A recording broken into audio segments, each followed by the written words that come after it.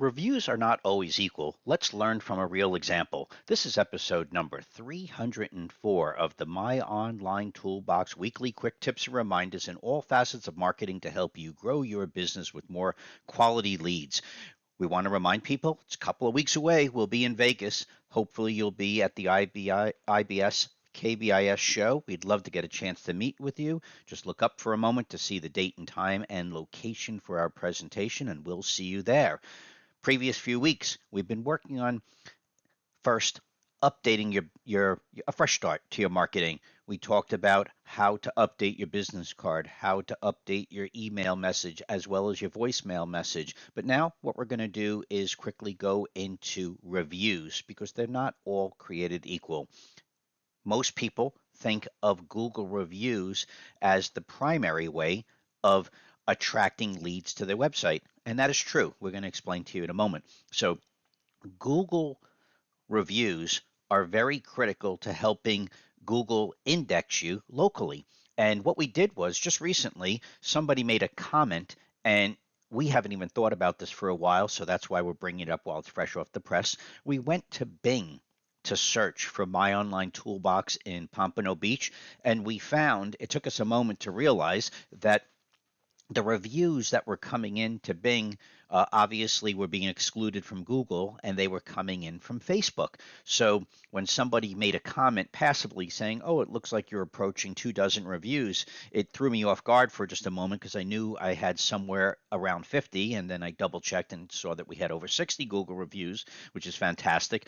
But the point was that searching for My Online Toolbox on Bing brought up about 23 reviews. And even when we went to Facebook, we realized that Facebook was further along and Bing was catching up. So basically, the 23 reviews on Bing is not completely accurate because Facebook has more reviews there now. We just didn't realize it was coming through on Bing. So what we did was we took the picture that happened to be, we're talking about on the bottom right, of a client of ours called Castile Kitchen and Bath out in Eugene, Oregon. And so we were just curious. So we took the picture that showed up on Bing and said, let's go to search and see what it is comparing Google search to Bing search. And we saw, lo and behold, Castile has over 60 reviews on their Google business profile. But when we went to Bing, surprisingly, they really have a lot too. On Facebook, they had over 50, which is fantastic. But the point is that when getting reviews on Google, the Google reviews are much more important today as it relates to at least getting opportunities via search. And it doesn't mean to discount the ones coming in from Facebook, but it does now bring up an interesting point. The first thing is in a simplistic manner, get some Facebook reviews. Even if you've had those same clients already give you a Google review, ask them to also cut and paste and put it on Facebook because it is propagating through Bing. That's the first thing. So at a minimum, have it showing up since Microsoft is excluding through its Bing the Google search results. So go ahead and spread the cheer through both Google and Facebook, but realize that the reviews on Google have a bigger impact. And the reason is, to be specific, I'm just going to bring this up so you may have to look up market share.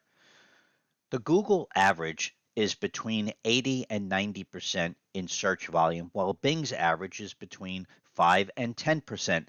This number changes on a monthly and quarterly basis, so we're not here going to debate the exact number depending on when you're listening to this video, but it's a massive margin. So if we have to say make a choice, we're going to guide you to getting Google reviews first, predominantly because of the sheer volume of opportunity that Google has. And then separately, if you're able to get Facebook reviews, and since it does propagate to Bing, why not get them if you can?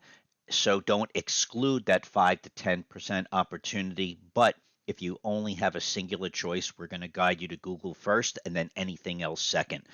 We want to remind people to please like us on our Facebook or YouTube channels and comment if possible on these posts so at least it gets pushed up in your feed. And separately, you got to check out our featured projects like this week for motivation. On a weekly basis, we're always promoting the best of our client projects, not just on the coolness factor, but also on how we're marketing their business on an ongoing basis. In this particular case, this week, you got to check out the post we did for an historic restoration because where the work was done was absolutely beautiful. And I'll bet you many contractors would be jealous to just be able to work in that atmosphere for a short amount of time and escape the hustle and bustle of the average city congestion. Got to go to our Instagram channel to understand what we mean.